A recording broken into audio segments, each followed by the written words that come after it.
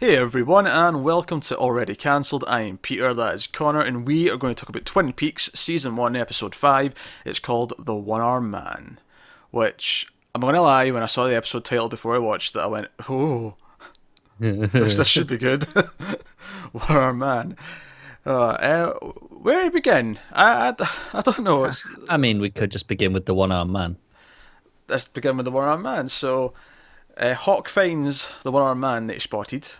Hmm. And we find that he's staring at a motel, and they go in and question him with their guns out. I don't. This was the one thing that was kind of like making me sort of scratch my head a little bit throughout the episode. Is that there's a couple of scenes where they go to greet someone, and the second one's a bit more explained because they maybe think he's dodgy, but all they know about this guy is he's got one arm and that he was in a dream. Yeah, he was at the hospital and he was running away. I don't know if I'd call it running away. Did Hawk actually like say, I "Halt"? mean, I don't recall, but he did say that he chased after him and then he disappeared. So, I don't know. If the person you're chasing after is unaware of you chasing after them, are they running? I don't know. Does a tree make a noise when it falls if no one's around? It's not the same thing. There's an answer to this one. Shut up. There's an answer to this one. So they question him. They question him about like Cooper asks, "Oh, did you have a tattoo? What did it say?" This is actually how the scene ends, and he just starts crying and says it said "mum." Yeah. Because we were of course expecting Fire Walk with Me because that's what it said in the dream, and we were like, "Oh, Yeah. come on," but that's not what it said. And they bring up Bob, the Bob to his mic, and he is like, "Oh yeah, Michael's my middle name," and he mentions, and when they go and check out, they find out he's a vet, and he's like, "Yeah, he's like one of the vets in the area," and they go and check out the veterinary. There's a like an apartment above a convenience store, which, according to the dream, is where this pair lived. Yeah. But that's kind of, well, I don't know if it does. Does it or doesn't it throw against all of our weird future alternate reality theories that we had in I'm episode not 3? sure it necessarily does. Could they be here from another place? I don't know. I just don't know anymore. Or are they legitimately a different Mike and Bob, but they're not Mike and Bobby? That's the thing. It could be. It could And be a completely different, but these don't seem to fit the bill of the dream ones either. well, that's what I'm thinking. That's what I'm getting to though. Is that Yeah, these aren't Mike and Bobby? These are different characters, but what we've seen in the dream was the alternate versions of them from another place. could well be. Hence the similarities, yet the differences. And Yeah. they don't find Bob the vet. No, this is obviously they have the drawing now that they got from. Well, that's how the episode starts. It starts there with Mrs. Palmer, and she's telling them about the long-haired man that we've seen, of course, and she's telling them that, but she's also telling them the dreams of the necklace, which is when Donna gets all weirded out because she's like, "Oh, I saw a glove and a flashlight taking the necklace out of the ground in the woods." I do like that she does describe it exactly how it happens, though. Yeah, I mean, obviously Donna knows that's where they buried it, but for us as the audience, that's exactly what we saw. Yeah. That's exactly how the first episode ended. So, for us, we know that she's onto something. She's not just. It's not just nonsense that she's coming out with, even though it seems like it should be nonsense. It's accurate nonsense. Yeah. So back to the vet. So they don't know where he is, but they've learned from the autopsy from Albert from afar back at headquarters that there's bite marks on Laura's shoulder from a bird. Yes. So they're wanting all the bird records. So that they confiscate all the records and they make Lucy look through them. Although she's really disturbed to find out that they are not listed in groupings of animal. They are listed alphabetically as per the pet's name. It is a strange filing system that. Hey, it's the way Twin Peaks rolls, I think. It It's is. the It way is. I'd put it. But Lucy was cracking me up this episode, though. Oh, she was funny, yeah, because even they come in at the start and the sheriff's like, "Oh, what's happening, Lucy?" And she starts talking about the soap TV opera show, that she's yeah. been watching. Which, by the way, it's not the first time we've seen that. They're not. What was it? Oh, I forget the name of it now, but it was in like episode 1 or 2 as well. Like, Right. it's a reoccurring thing that the characters are watching. Effort. They went to effort for this show. I think there's hidden messages. I think if you pay attention to the plot of the TV show, I bet there is. There's things to read into. I bet if we go back and listen to what Lucy was saying about what was going on, it would really mirror thematically some stuff that that is yet to come. I already think it does. Yeah. Well, yeah, I don't remember what she said word for word, right? Because she spoke really quickly. Yeah, right? and there was like 12 things in like 30 seconds. But it sounded like someone was pretending to be in love with someone to trick them so that they get their either their will or their land or something like that. And it was making me think of all the mill stuff. Oh yeah, you're right. Not directly, but it linked up. There was like a lot of thematic links going on. Yeah. All these hidden relationships and. Yeah, you're right. Hidden relationships kind of sums up this show as well at this point. I know that we got more. We had at least 2 new connections in the background this episode that we didn't know about, which we'll get to. Where was I? I was talking about birds. And You're talking about birds, yeah. So you got Cooper, you got Andy. Andy was also cracking me up. This Andy, we find out him and Lucy have got a thing because he's upset that she's not talking to him. Yeah. And Cooper, of course, figures it out. And Andy's distracted. He drops his gun and fires as it hits the ground, like the right doofus that he is. So Cooper's trying to give him shooting lessons, and they. Do you know what I really liked about that though? Is they go down to the shooting range under the station. I liked that it was kind of a stingy, kind of like half put together place. It wasn't like, in a lot of movies they go to the shooting range and it's like, very clean cut. It's a proper place. You could tell this is a small town that has no budget. They've just kind of built this with wood. Yeah, and it feels really unused as well. Yeah, because it feels like they're down in the basement. The walls behind them look like they've got exposed like paneling and pipes and all the rest of it. They're it's just they've made do with what they have, and that's all they've got, and that's fine. Yeah, but I like that. It was a nice small town detail. It wasn't just. No, I agree. Yeah, we have a proper, by the book shooting range. Downstairs kind of thing. That's good. My cat's really giving me. Go down. Right. So in fact, what I was getting to with Andy's, my favourite Andy moment in this episode, though, is they find out from Cooper's superior, who's voiced by David Lynch, I just discovered when I got the cast list up. They find out the bird marks was specifically a parrot or a minor bird? Mayan bird, I think it was.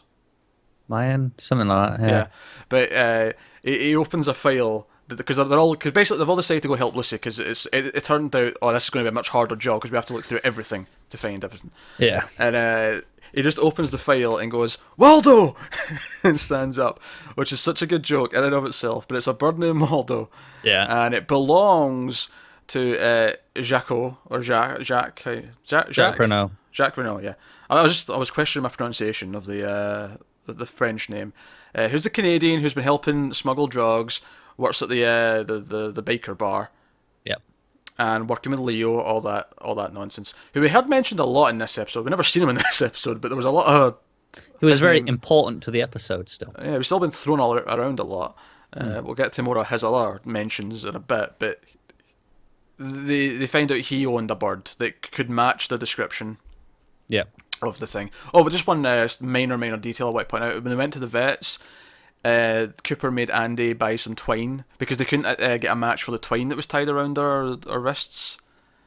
So on a long shot that it was bought here where this vet is, he's like, go and buy some twine. Why not? Yeah, we can test it. But yes, they go out to his house and they find the bloody shirt that we have literally just seen Bobby plant because Bobby got this from Shelly. Shelly had this bloody shirt from Leo. And he's setting him up. Obviously, he's hoping that this will get Leo in the shit for the murder. He'll go away to prison, and him and Shelly can live happily ever. Yeah, he's just waiting to swoop in. Yeah. They actually their scene I thought was pretty entertaining. Because and I mean the scene earlier on when it starts out with them making out, and then she brings all this stuff up. It just shows him everything, the shirt, the gun. It's at the end of the scene where he's kind of distracted because all this stuff's going on and she's trying to just get sex basically. Yeah. And at the end of the scene when she starts like playing with the gun and she's sort of exposing her bra a little bit, it's like, maybe you could teach me how to use this, Bobby. What I love, Bobby's face as he slowly walks past the camera towards her cracked me up. Because it wasn't like a horny face, it was it was just like, I need to do this right now. Like it was, it was so unsexual, but at the same time very determined that it really cracked me up. It's a good way of describing it. But yeah, so they find the shirt. So that's those pieces are in place. And then they get the initials in it and piece it together. Yeah, so they've got a connection between these two people now, which they didn't have before. So that's pretty big deal, right? So much was going on in this episode. And he did run away. And he ran away out the back of the window. During this he definitely ran. No question about that one. Yeah, he ran. But of course he ran. He doesn't want arrested. Why would he be there? He's going to get asked all sorts of strange questions. He ran for a good reason. Not that we necessarily think Bobby's innocent of everything, because he may not be. He's definitely not the nicest boy in Twin Peaks. No, certainly not. I'm sure he doesn't want to be questioned. Jumping over to something completely different, let's talk about Hank. Okay. Who is Hank? This is a good question. Hank is Norma's husband that's in prison. We've heard about him. I didn't remember his name before because he was just mentioned sort of as the... Yeah, offhandedly as just he's in prison.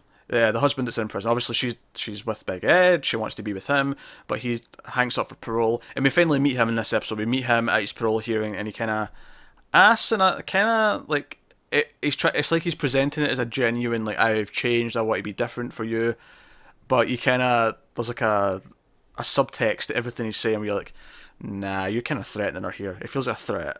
It does feel like a threat. And so they go through the procedure, the parole hearing, and she has to sort of speak up for him. And she does it in a very kind of, not enthusiastic, I would say. More obligatory. She says the right things, but it's not, you can tell her heart's not in it. Yeah, it's like, she says what she's supposed to say, but that's it. Yeah. And Hank has mentioned in another scene, we'll get to that in a minute, but I want to talk about the ending, which came basically completely out of nowhere. Yeah. I like that I'll leave a pause for you, and you wait 3 seconds. I'm just like, yeah, it was really out of nowhere. I was just really contemplating, like, was there any setup for this? Just, rack my mind. It's just like, no, there wasn't. It was out of nowhere. Because earlier on in the episode, when he's at his parole here, and we see him playing with a domino. Yes. He's playing with a domino that's 2 3s, is the domino in question. Yeah. I don't know if that's the correct term for the domino. I don't know if there's a name for...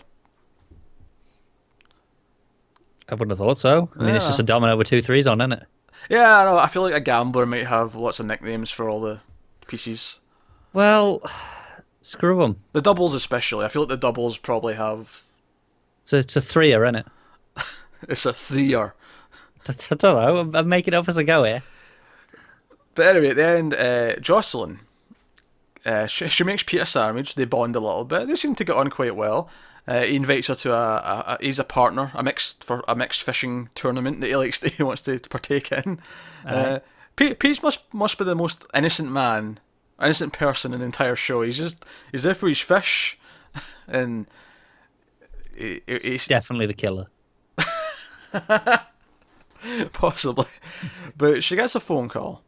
Oh, sorry. She gets a note first. She gets a note, and she pulls out. She opens the note. Opens the letter. It's under the mail, and it's a drawing of a domino with 2 3s on it. So right away, I'm like, oh crap! That's what Hank was playing with earlier. Is there a connection? And then the phone rings, and it's Hank.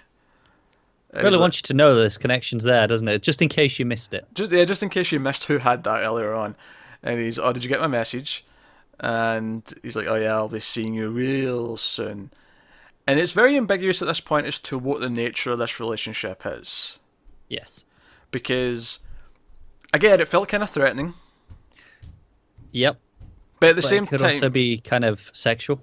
It could be sexual. You could argue it's in cahoots.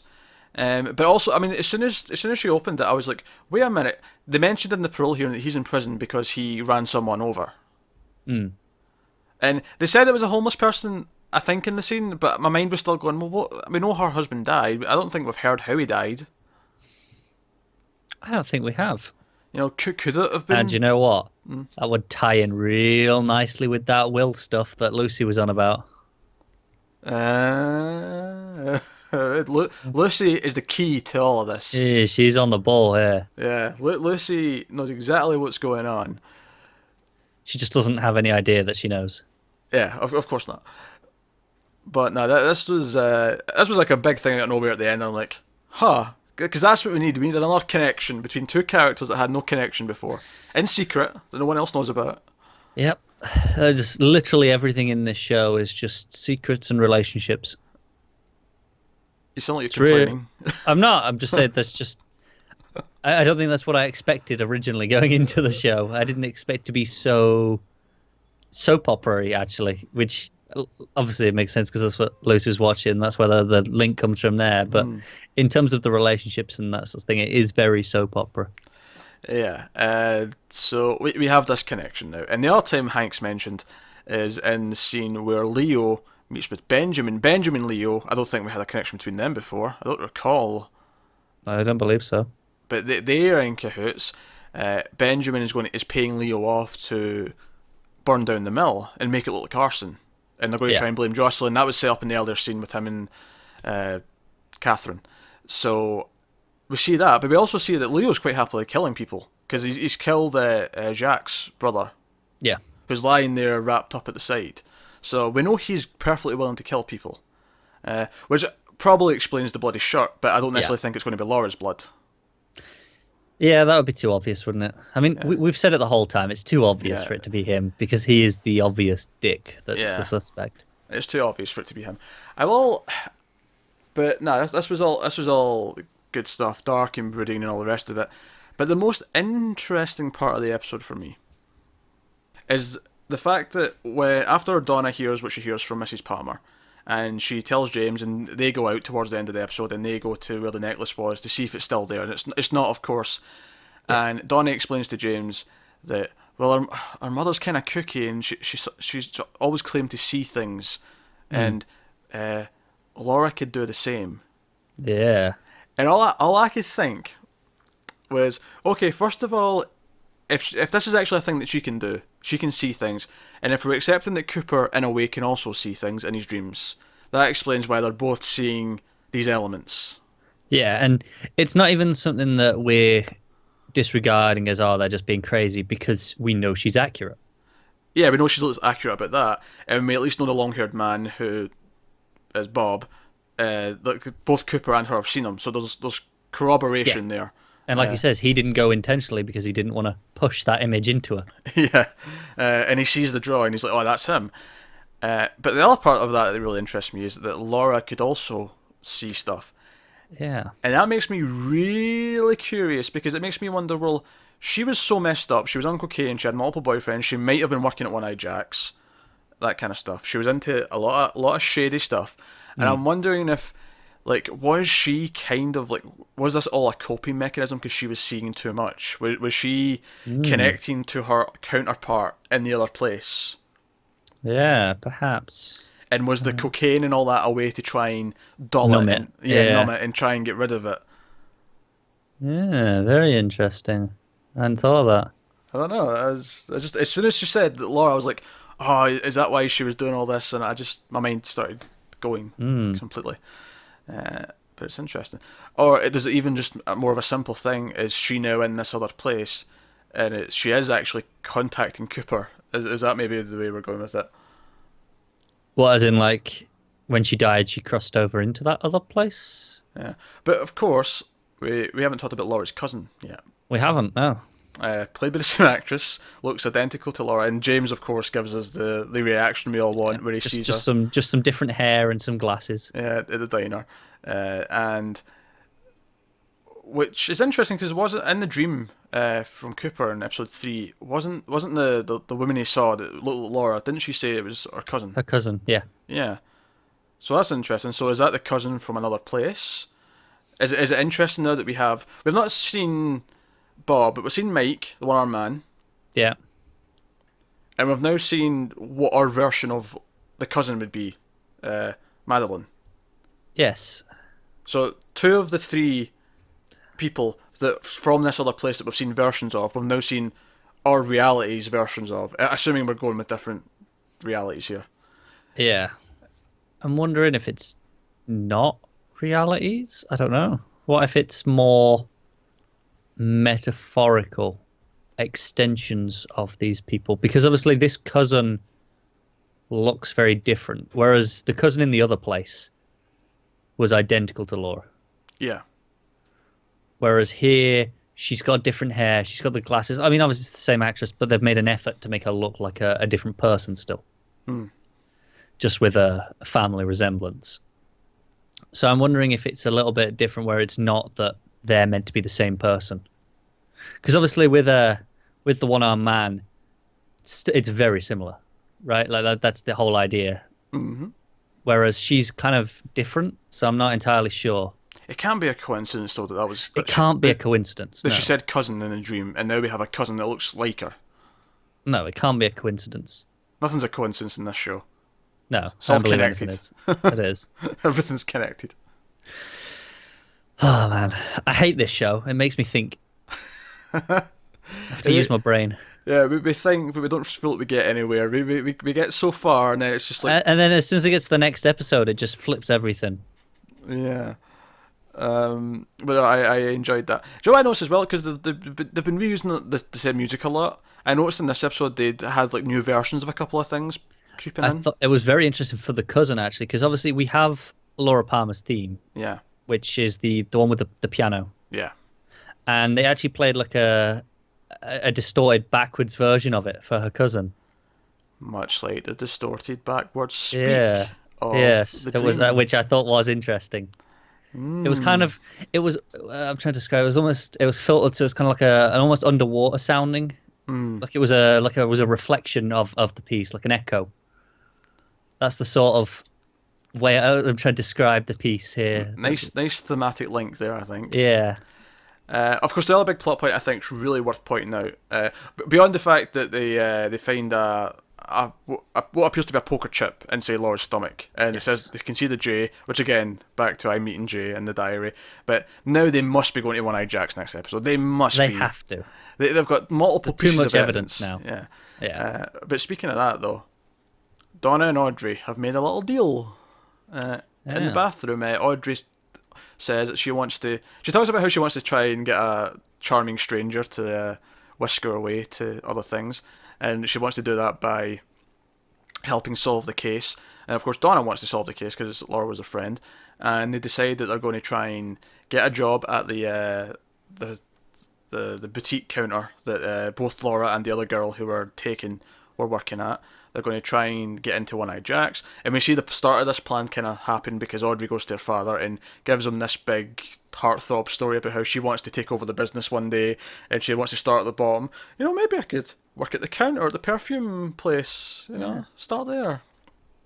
Because I'll admit, the whole speech, I knew she was playing him. Like, I didn't for a second believe her. Oh, obviously. But I didn't know what she was actually getting at until she said that. I'm like, okay. I like that it was believable, though. It's the sort of place she could request a job. Makes sense. Well, even the fact that Laura was already working there, it shows you that's where teenagers can go and get a part-time job. It's not. Yeah. It's not an extremely weird thing. Yeah. Nor was it that weird when he said, "Right, go upstairs and start making beds. We're in a hotel after all." Exactly. Yeah. Also, I do love the idea because obviously him and Catherine were in the room next to the one-armed man at the motel. I love the idea that a man who owns a hotel has to go to another motel to have sex with his mistress. Obviously. I think there's a nice irony in that. He can't just use one of his own rooms. No. Because, he'd get a good discount, or it'd be free. I mean, you'd assume so, wouldn't you? Yeah. When he's the owner, he's like, I'm taking this room, I'm not paying you for it. But then it's on the books. But is it?